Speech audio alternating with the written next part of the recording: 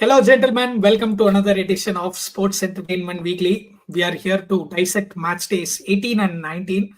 Actually, the games have been coming thick and fast, as it usually does this time of the season. So, quick run up of the table. Liverpool actually runaway leaders pretty much at this point. 18 played with 45 points. A The game in good, hand. solid, game in hand. That too.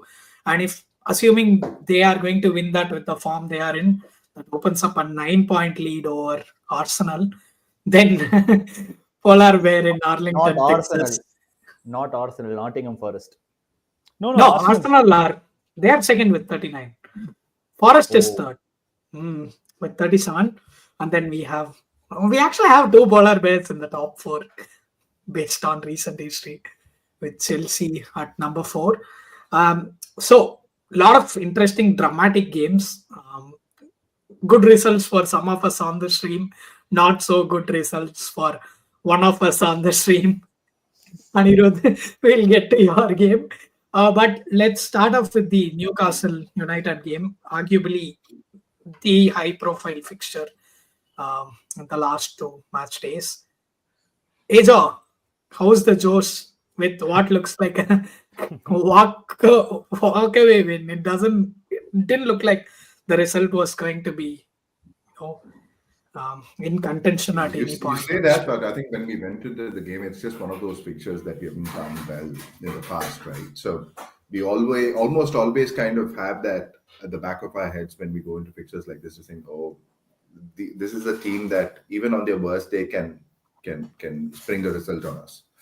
So I think we went there with that skepticism across the fan base while we were confident in terms of our performances. It's just one of those grounds where we haven't done well in the past. So I think it's good that we've got that, what do you call it, monkey off our back. But I want to say, how's the Joes? The answer to that question is, I'm going to just borrow words from Eddie Howe, right? That we've done well to get where we are, but there's still a lot more to do. Right. So we have a lot of potential. I think, Ani, I think we have spoken in the past about us being inconsistent. Right. So I think that vein of inconsistency is what killed us. Right. If we perform the same way that we did in December, we are a match for any team in the league physically, and that we can last 90 minutes with this team, and with that, at least I want to say with Bruno Guimaraes and I want to say Tonali, Isak, and Gordon. We have quality players who can, on their day, change the result single-handedly. So I think it's just a question of consistency and making sure that we don't run our first 11 out. Right. Because So, our based on the squad game, depth is very. who's your pick for stocks rising after the game? You could also do Lewis stocks Hall. down for. I want to step in. Do you really want to do that for this game? I mean, I would still like to understand. I don't think there is much to speak in terms of United, but still, from a Newcastle Every player will perspective, look like Ashley Cole. Every player will look like N'Golo Kante. Every player will look like Thierry Henry, or when you play against United at the moment, because that's how they played. I think they kept wave after wave, attack after attack. It's just that I don't know how it stayed only 2-0 at a point. So doing stocks up, maybe stocks down could be a conversation go for a for day. it. Yeah. Anyone? No, yeah, but Ani, I think there's one player that I just want to kind of give his due, right, which is Lewis Hall, who's been remarkable over the last couple of months. Don't attack. Only defend. Yeah, I think he's one of those players that when you look at it, you just think that Eddie Howe literally staked him out last season. He didn't give him any minutes whatsoever. Just asked him to focus on his physical game and the defensive side of his game. Now you're seeing the results of it. He was almost single-handedly marking Salah and Saka. Right, very rarely we double up on that side, which is in itself a big thing to say about a 20-year-old. So I think that is one guy that I look at and think, oh, this guy's going to be the future. The only reason I feel Eddie Howe asked him to work on his defensive side because that guy is a midfielder. He's not a left back, and Yeah, that's the central only reason. central midfielder, right? That's why he Yeah. gave him the time, asked him to But work he's on got the defense. technical qualities of Yeah, someone who can cross well. His decision making is very good. So I think It's a, he's one of those players that I look at and think, oh, we've got someone for the next 5-6 years.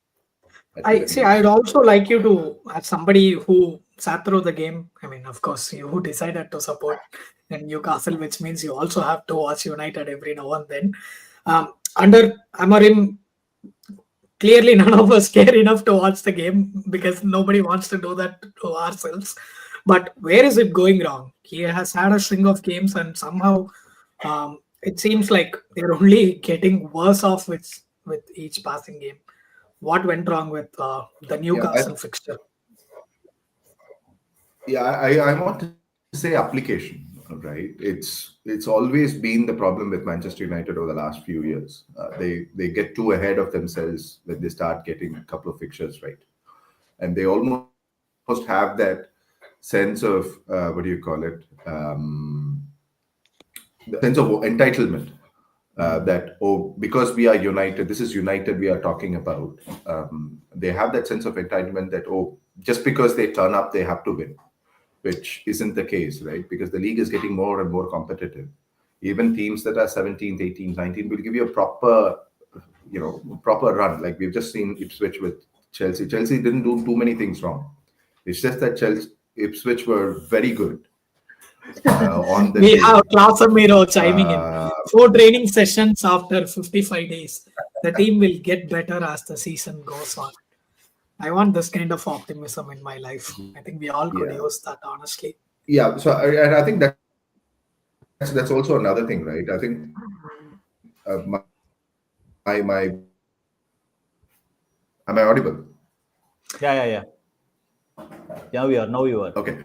Uh, So I was just going to say, I think my honest assessment with Ruben Amorim is that they've started to run before, right? So in the sense that him playing this system, him demanding all of these attributes of his players, I don't think it really works because they've almost kind of missed a step in between. And to Klasa's point in the chat, he's not had any time to train these players. The games are coming thick and fast. The results are piling up, right? He hasn't had a break to kind of 15, 16, 20 days like what you have at the start of the season or what you have in January for you to then pull everybody together and say, hey, this is what you have to do, and then do it on repeat mode for them to have it as second memory. He's not had that time. But all that aside, that he's actually gone on from step 1 to step 10 is where I think the problem is.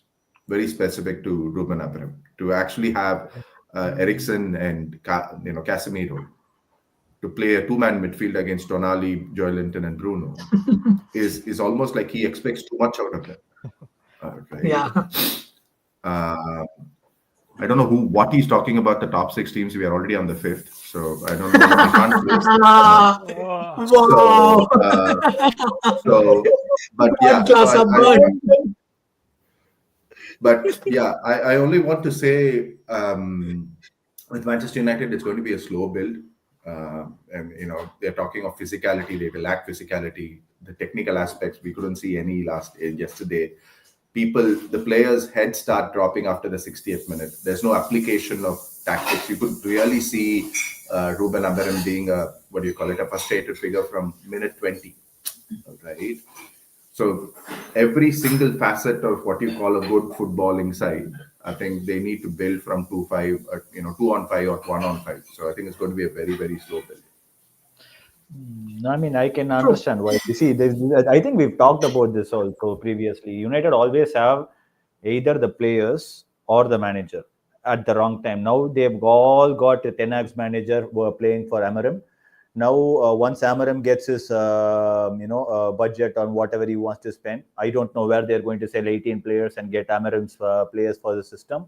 If he gets an Amorim starts under. I mean, it has been done before. There is a good precedent in the Premier League where teams have made purchases for not just 2 managers. I will only gloat Chelsea because Chelsea are the only club who can sell to anyone and get away with it, because we have a live example of selling Sterling.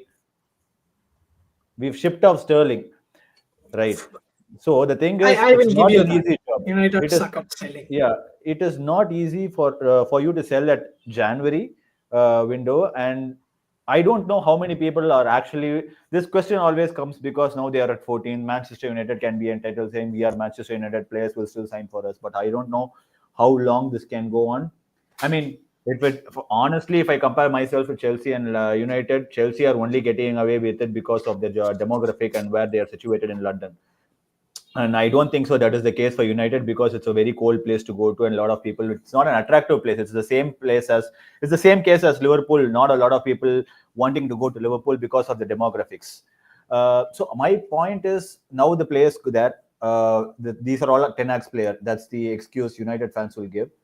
And next 5 minutes, you can basically see Amorim underperforming with his players, and this keeps on going. They are in the cycle for a long time, ever since Moyes. Yeah, we have also discussed this at length. So let's move on to the other game, Arsenal and Brentford. Arsenal look unstoppable. Unstoppable. I think this is basically you doing all kind of black magic to make sure Arsenal wants to be stopped. I don't think so. They look good. They don't have Saka. They don't have Odegaard. Yeah, exactly. So you They're can't doing say their unstoppable when they don't have players, because they can immediately be stoppable next game. The fact that they don't have their top players and still winning games is good enough justification to call them unstoppable, I would say. Yes, it's I think before BTG goes, I just have one point, right? It is like, when you're learning to cycle, you have these two support wheels, right? So just because you have those two support wheels, you're almost inclined to just think, oh, I'm going to rely on those two support wheels to drive. And Arteta, now that he doesn't have both of them,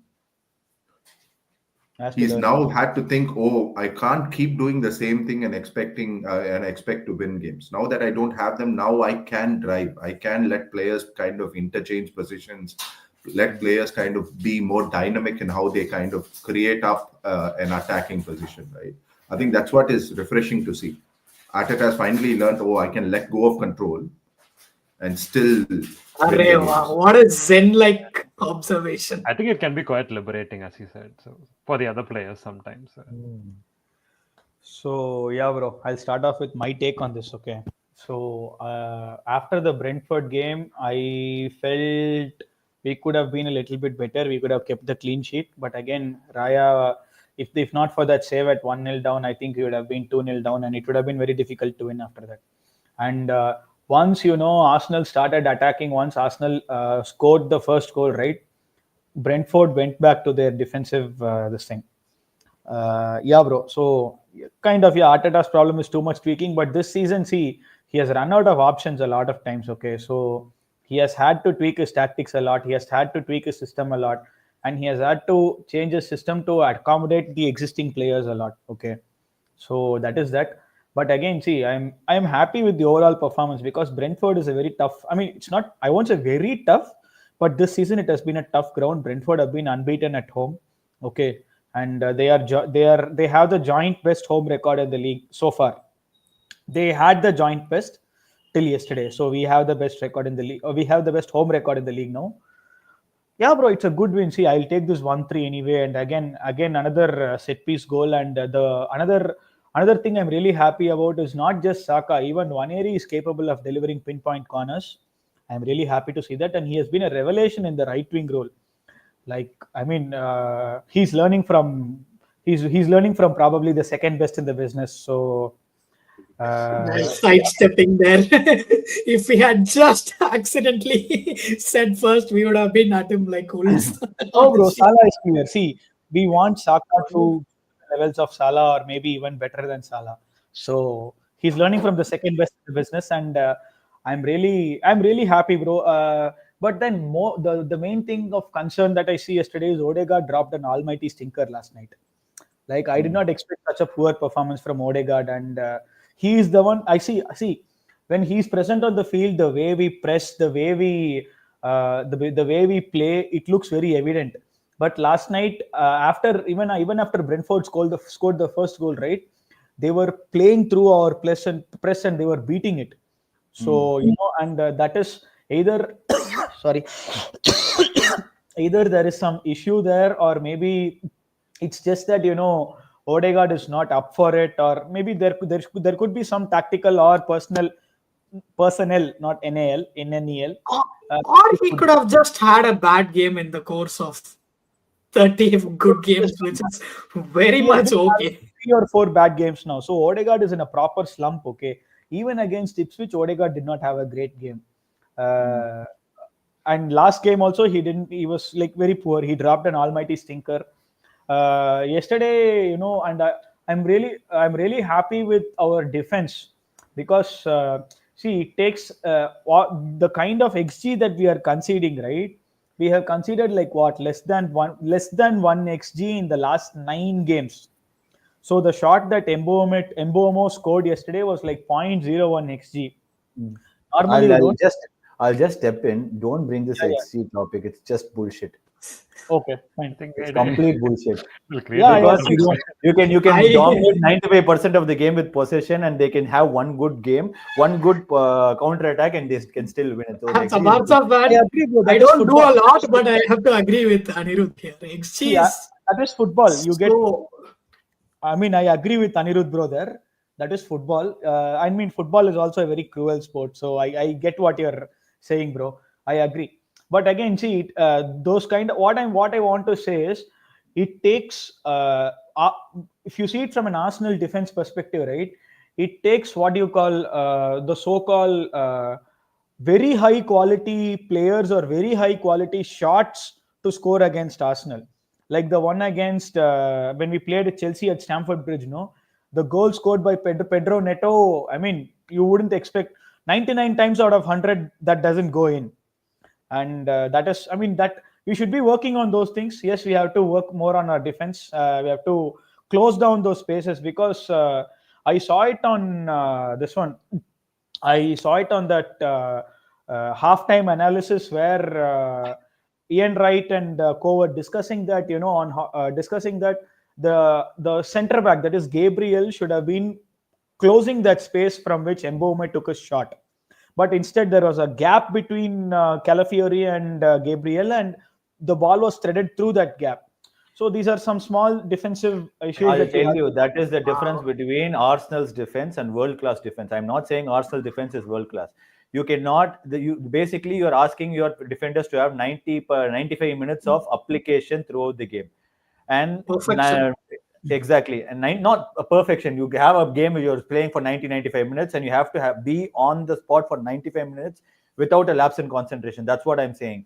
So I feel maybe Gabriel, I mean, your Saliba can do that. Gabriel is not that kind of a defender. He will have a bozo moment, and he will have a lapse in concentration, and that's why the Mbeumo shot went in.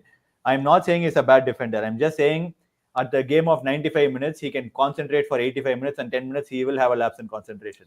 See, he has historically had that kind of lapse in concentration. Yes, bro, I agree.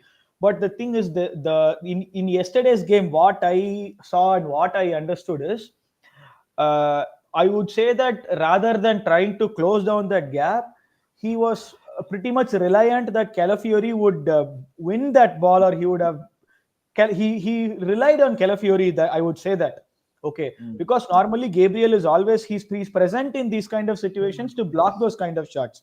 Okay, but when you've answered my own question. So if you are depending on one defender and not expecting your instincts to be there, I understand. See, that is a point where it is an obvious defense for Calafiori and not what anyone else also be there.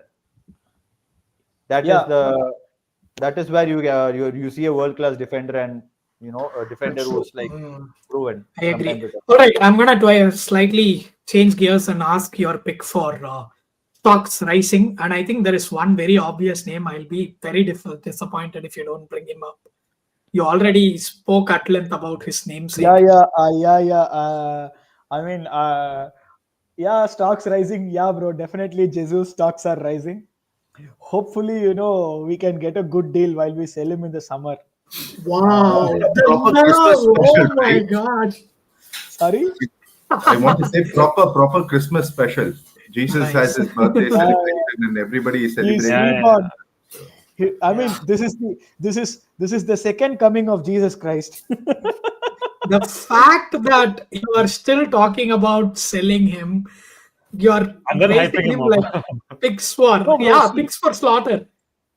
See, I'll tell you what, see, as much as he is very good off the ball, his link-up play is very good and whatever, he's not a clinical finisher. But again, we need a clinical striker, okay? And if we get someone who is able to finish those chances correctly, which in my opinion, so far, Isak has done very well in the Premier League. The other Keep two... Isak out of your mouth. Uh-oh. Keep Isak out of your mouth. Will Smith. Yeah, I got it. I got the reference. The other two strikers whom I personally like a lot are Victor Gyökeres and Benjamin Sesko.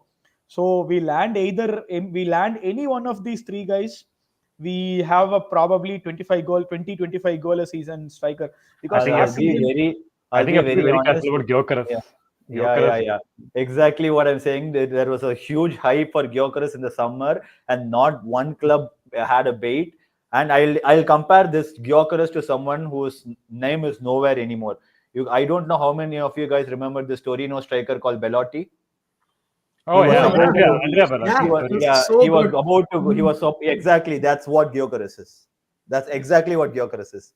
That's just the hype, and that's a purple patch, and people wanting to sell him off at purple patch or something better. That's another Anirudh hot take that I'm gonna find. That is exactly what Arsenal are trying to do to Jesus right now. He's at a purple patch, and you're trying to sell him.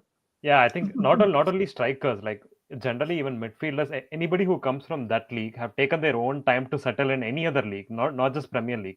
Exactly. Whenever they go from Portugal to any other league, they're taking that 1 year, 1.5 years, they're taking the time to settle in. Enzo Fernandez.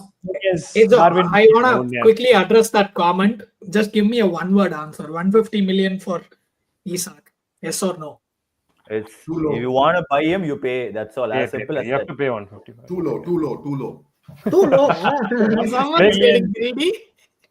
I think he wants to break Neymar's transfer record. 150 million, I don't think so, bro. Because see, I don't think Arsenal will fork out 150 million because they already. When they are already tracking and monitoring Benjamin Sesko, who's got a 65 million release clause, why would they want to shell out 150 million? And I'll be as good as Isak is. He has gotten a history of injuries as well. So, but again, for some people, fortunes change when they move to different clubs.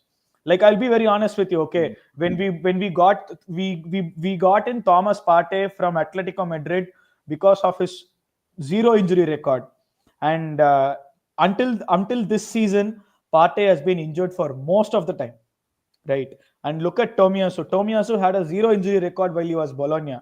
Now we have not seen Tomiyasu in the entirety of this season so far. So again, see, you need to have a chat with your medical team. No, bro. Our medical team, we successfully deported them to Manchester United, and our injury crisis has improved a lot. We sent our wonderful doctor called. Oh my God, I forgot his name. It's okay. You can't name people anyway. I learned it in my class last week. So we had this all right doctor, and we sent him to Manchester United, and oh my God. So right, cool. Let's move on. Like Ajay bro said, no, it's the monkey off our back. We got him off.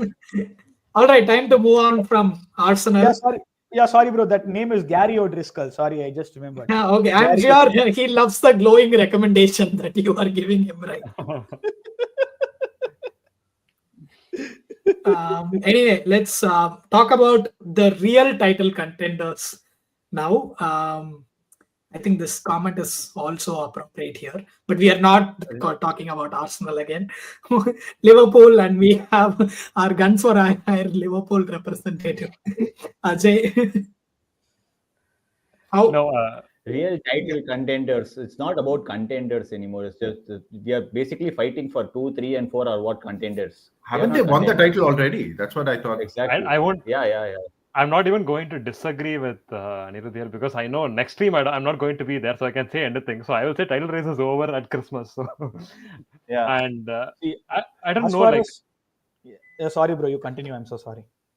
sorry.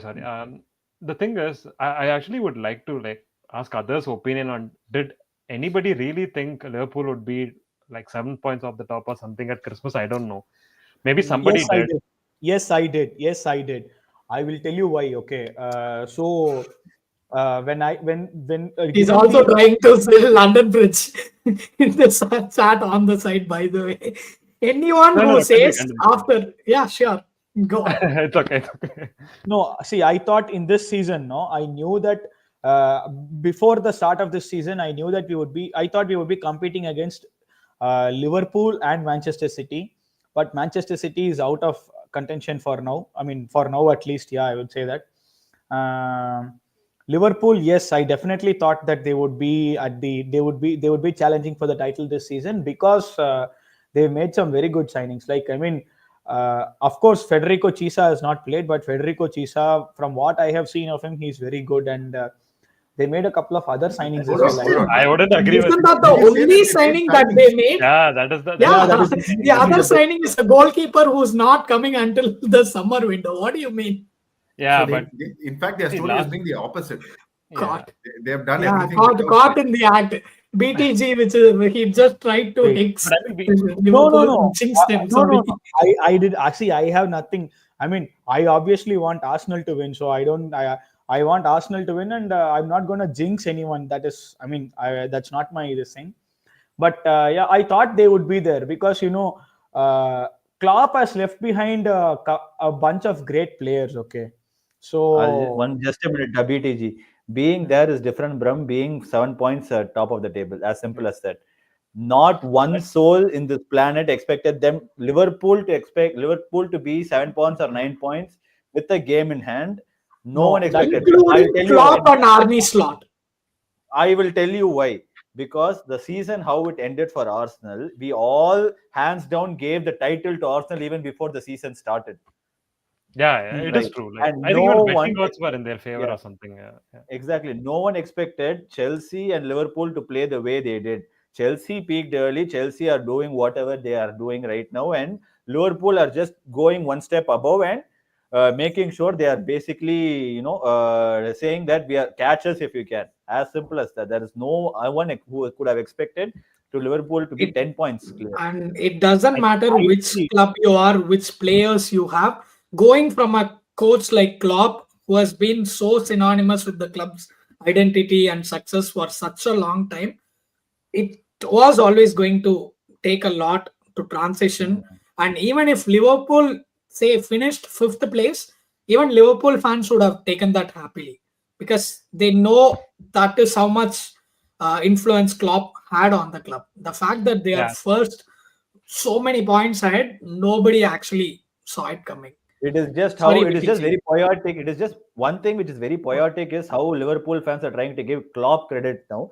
I understand the emotion. Klopp set you guys up, and now you can't expect Klopp to come and be in the title parade because Klopp's title, because Arne Slot is just reaping the benefits. Bullshit. Arne Slot has done a commendable job. It's just that Liverpool fans are right now insecure that, oh, now Arne Slot is taking over Klopp's legacy and doing one better than Klopp, and they don't want to accept I it. think no. And- I think it and- is. yeah, It is bro, not- I'll just it's say not one more. just Sorry. insecurity, I think. Okay, you continue. You continue. Yeah, sorry. I'll just make this point. Yeah, can we I think let it's the not- Liverpool representative? I think it is Strike not me. just insecurity because I think throughout these 19 games, I think there have been quite a few games where we have played and won the way Klopp taught the players to do so. So I think that is one of the things wherein we can clearly say that they still that system still works. Like even after he is gone, that system still works and it still wins you games. I think that is one of the point. Overall, I don't have much opinion on the West Ham game, to be honest. Especially the second half, we are playing in a away stadium, and all I could hear was Liverpool fans. Yeah. So that is how bad it was at the London Stadium. So West Ham game as a one-off, and even the Leicester game, I don't have much of an opinion like a lot of points to take away. One thing is Curtis Jones has settled in pretty well after he came back. There was, I think, a period of injury wherein he was out for 4 weeks or something. He came back and he has done pretty well. And talking of medical team, I think the Liverpool medical team has done a really good job, Aaron. Even people who get injured, they're coming back after like 2 weeks, 3 weeks. Yeah. They're coming back in a very short span of time and they're match ready. By the time they come, they're match ready. So and they're not getting injured again. So I think that is that. Yes, I think we should credit the medical team for that. So I think they're keeping their first choice 11 more or less for each and every game. But Soboslai, Curtis Jones, maybe a rotation here and there. Bradley, Trent Alexander, and all sometimes. But then they keep. This is a very big luxury. Not every team competing for title, or not even all the big six teams are Very like good have point. a very good 11. So yeah. Yeah, I was going to say that because when you said that the medical team has done well, it's not like Arsenal where they're stretching them game in game out, right? Like it's not like a Saka situation where he's asked to play 100 games over a calendar year. Right? Yeah. So I think it's not been that bad, except for maybe Salah and Yeah. Trent and Van Dijk.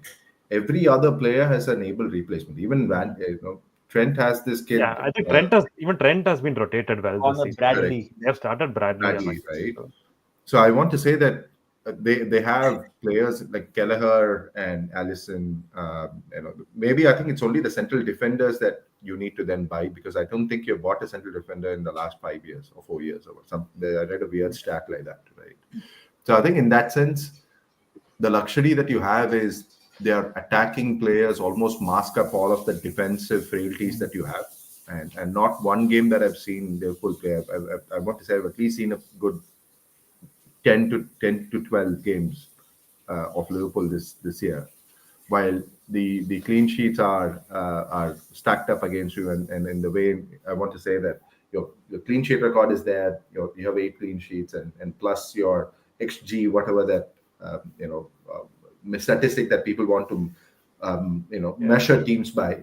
All of that ranks very well for you. But I want to say in moments like what West Ham exploited you almost always have 2 or 3 goals that you can concede in a game, right? Yeah. And that you end up scoring like 4, 5, 6, it almost kind of puts pressure on the opponent, and for you to then start at a different position in the pitch and be more defensively solid. If it's the same game that you played against us at St. James's, I really wanted to say that I think that 3-3 could have been a 5-5 or a 6-6, right? And that's how poor your defense was. I mean, see, I think Ajay, go on, Ajay. I think West Ham in that last game played in a, I don't know, they were very lopsided in the sense that the midfield did not exist.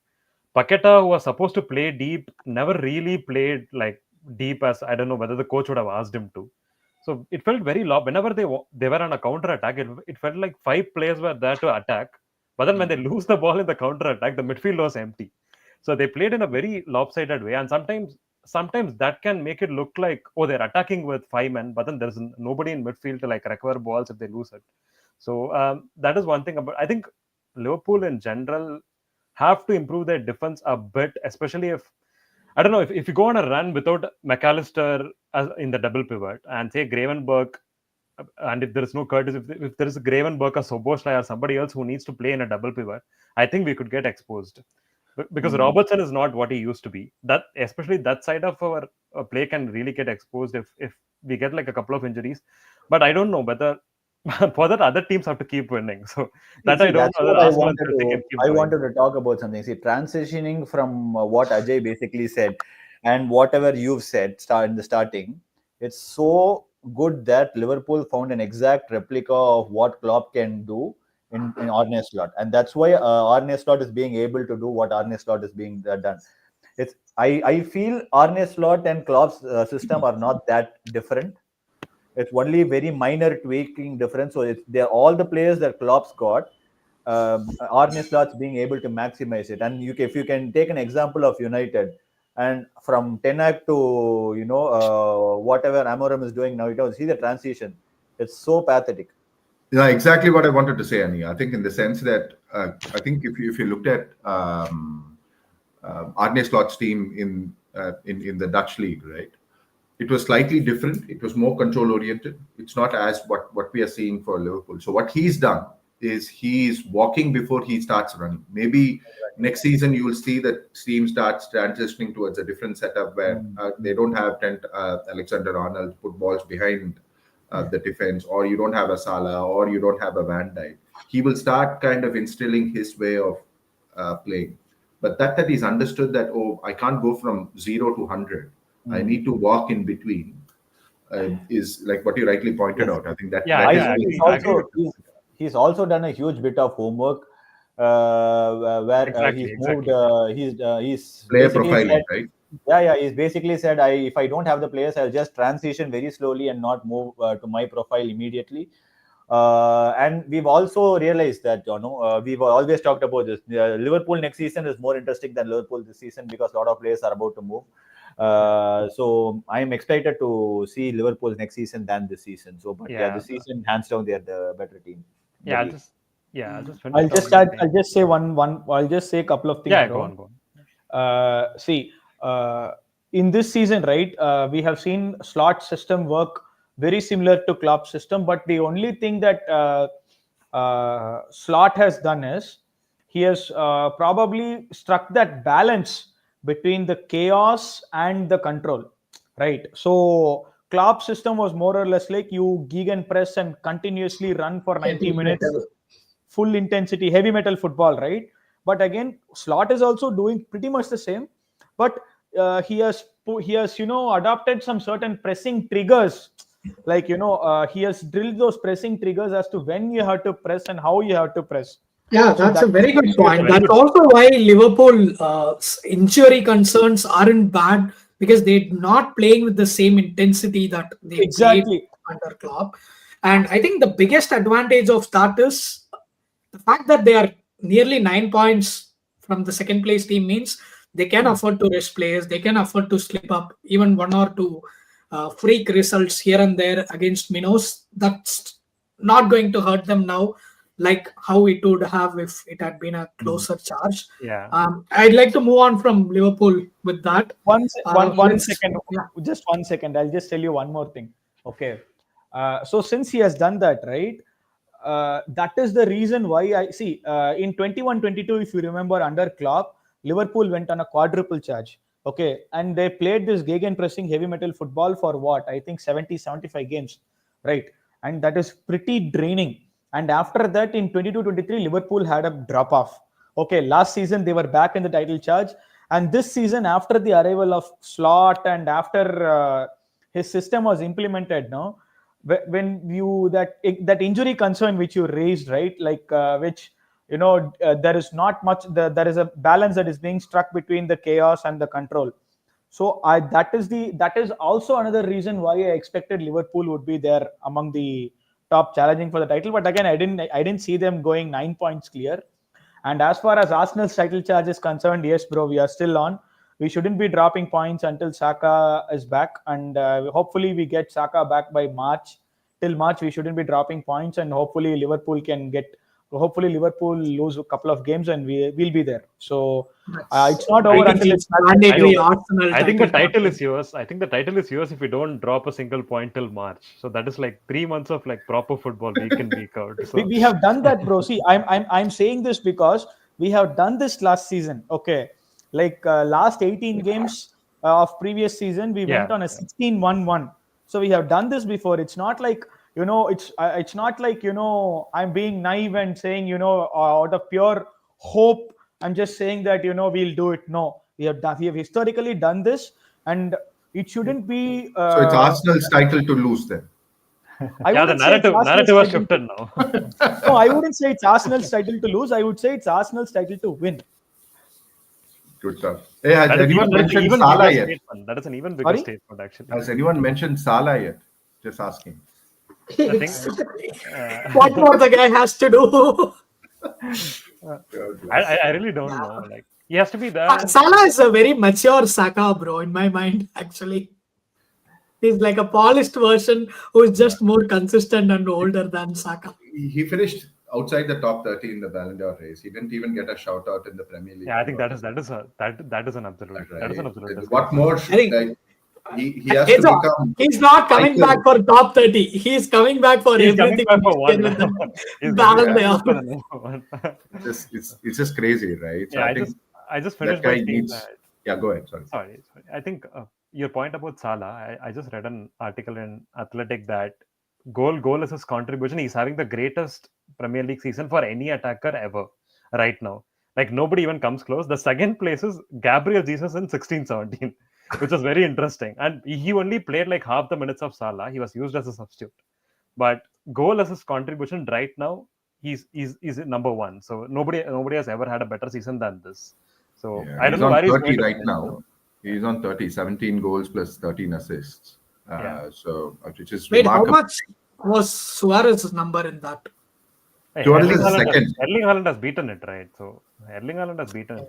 That's true. Yeah. Yeah, it's kind of irrelevant now. Yeah, I think beating Haaland will be All tough. right. But yeah. Yeah. Well, he does make sure that he makes it easy as much as possible. If this season is any indication. Let's talk about Chelsea. It's always nice to see opportunities where honey is rattled. But let's see him throw a facade. There it is. The thing is, I'm hardly rattled. The point is, with the start of the season, we hired a championship manager. That's how the narrative goes. We hired a championship manager who was expected to be sacked by Christmas, and he's sitting at the top 4 comfortably right now. So I am hardly rattled. He It's lost just to a that, championship manager too, like last game. yeah. The funny point is, during this Leicester season, his first loss came against McKenna. Oh, interesting. Yeah, his first loss came against McKenna, and he couldn't win against McKenna with a £1,000 billion team, whatever you want to call it. It's still that he's still not figured out McKenna yet, how to basically beat a hoop ball. That's as simple as I put it. Because I think the last 3 games we played hoofball teams, and we couldn't beat hoofball teams. Any team who plays through us, we win them. That's the narrative. Best narrative I can get. Because Everton, you get the manager who plays hoofball, long balls. We couldn't score. Fulham, we played hoofball. And basically, the next game, the keeper was basically asked to sit down. You are playing no more. And the game against Ipswich was basically put it to Delap and pray for the best. And basically, Delap did whatever he could. I still think Chelsea as a team have a little bit more to figure out, because in Fulham game we lost a lot. We were basically complacent. We were never going to defend that 1-0 lead. We were never being that defensively solid this season. I would have been really surprised if the game would have been ended at 1-0. Every Chelsea fan basically knew they're basically going to score at some point in time. And Sanchez had a really solid game until that clearance in the 96th minute or 95th minute or whatever he did. It's just that very disappointing that individual errors at the end of the day gets costing us points, and Maresca still chooses to play the same player. That's the frustrating part, because in the Ipswich game, at a point we had 3 right backs sitting, and we still started Disasi, and that was a major disaster.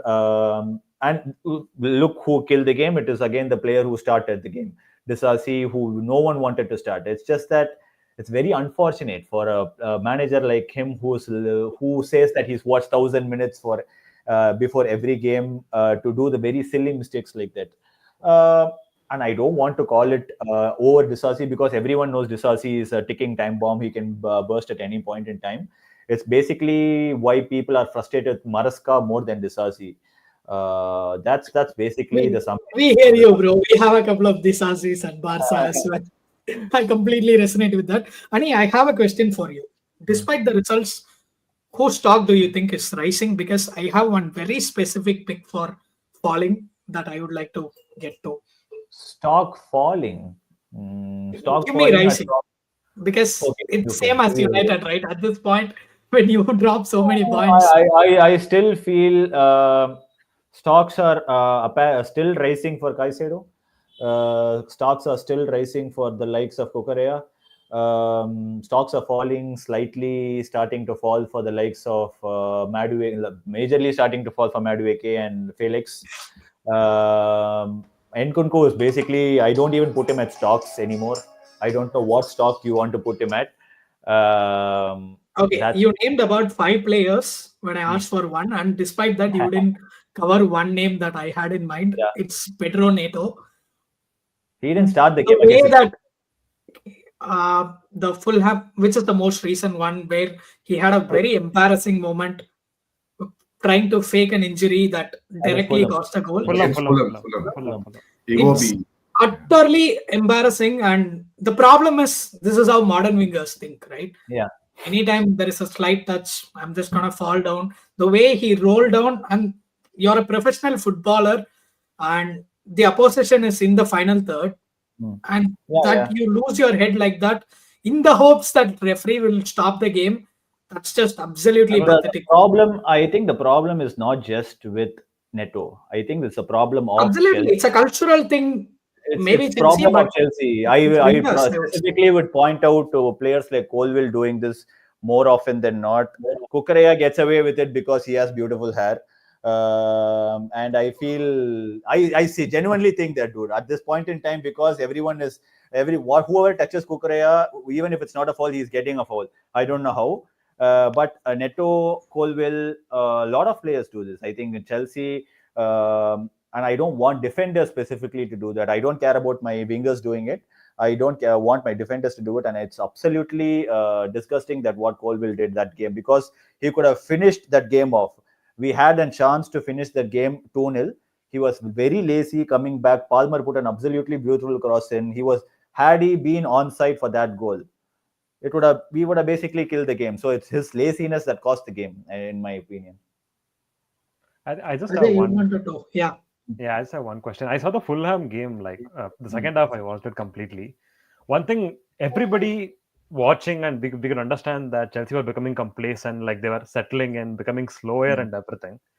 But don't you think that was like, I don't know whether Maresca openly instructed them, but I feel that is part of Maresca's system, wherein according to game state, when you're leading 1-0 or something, when you're leading, just settle down, slow it down, and keep doing whatever you are doing. Be comfortable with it. I think that could be a flaw in his thinking, and not just the players. I feel there.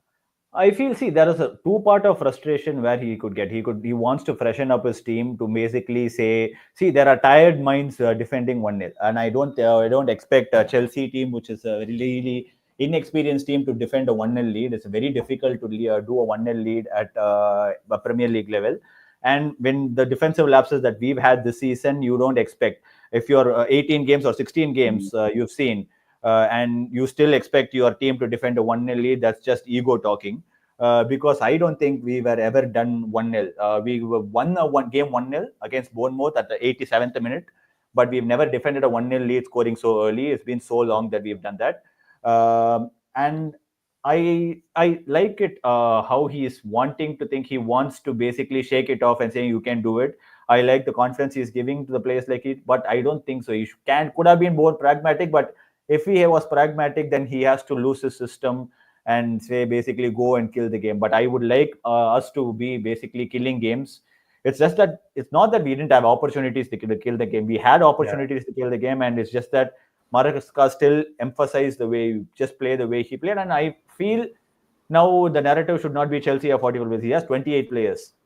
And for that Fulham game, he was short on players on the wings. He wanted to do a lot of shifting. He did not have Mudryk.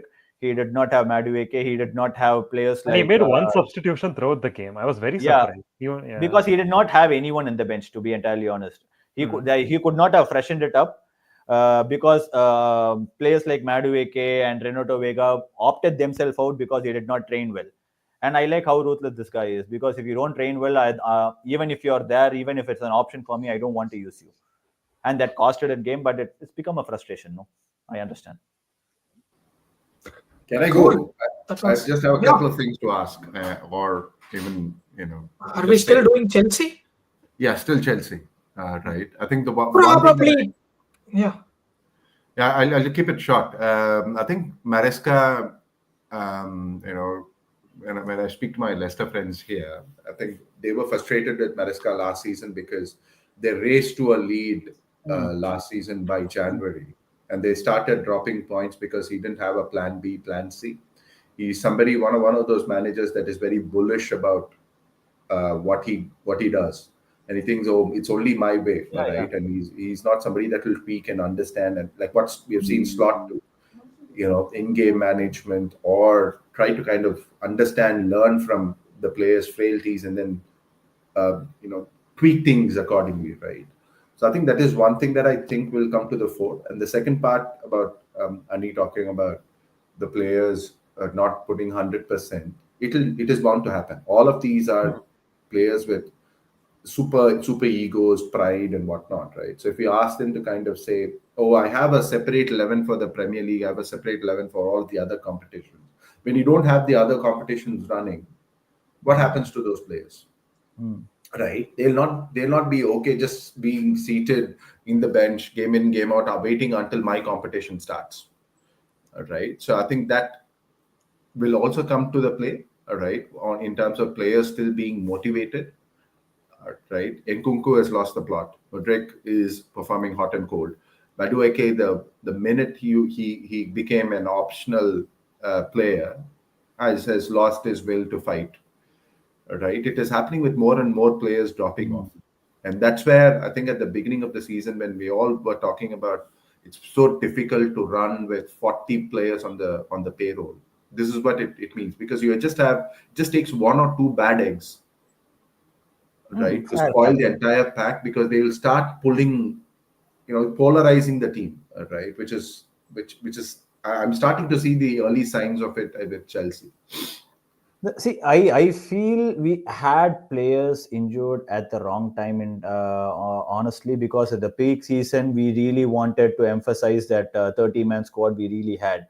We lost players like Fofana, James. I don't know where Lavia is. All these players, we don't know where they are at the moment. So we started using Caicedo at right back. It was a makeshift right back moment, and we don't want to use Gusto. Gusto was injured on and off. The thing is, like you said, 11 players for Conference League and 11 players for Premier League. It definitely shows you cannot expect the players who are performing at Conference League to immediately come in Premier League and perform even at any point in time. And that's basically what happened to players like Felix, and they're just passengers of getting really stuck at Premier League. They've given him instant minutes and asked to be performed very instantaneously, which is very difficult. And performing at a club like Ipswich is really difficult because they have a low block. If you have some space to run, they might have some skills to show, and they can get away with it. But I understand the frustration where Maresca's second half is a question. I don't know. I have to see it with my eyes to believe it. I've seen it with Sarri, and I just can relate it with Sarri, saying that's the only manager who has been really bullish and doesn't want to change.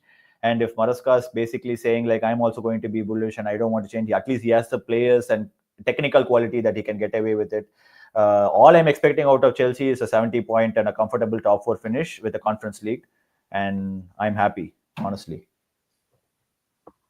All right. With that note, very positive, very content with what you have. No pretentious title charges. I'll tell you something. We were never a part of the title conversation. It's you guys who put us in the conversation. Chelsea fans especially handled the period where they were second very well. They kept saying, no, we shouldn't be here. They played the humble game so well that now nobody can blame them. Nobody can stay humble. They clearly know how to do that. We were humble. Right, you guys stay humble too, guys who are humble. Yeah, you really took the advice, unlike the clubs that should actually have. Anyway, thank you, gentlemen. Fun chat. We'll talk again next week. And hopefully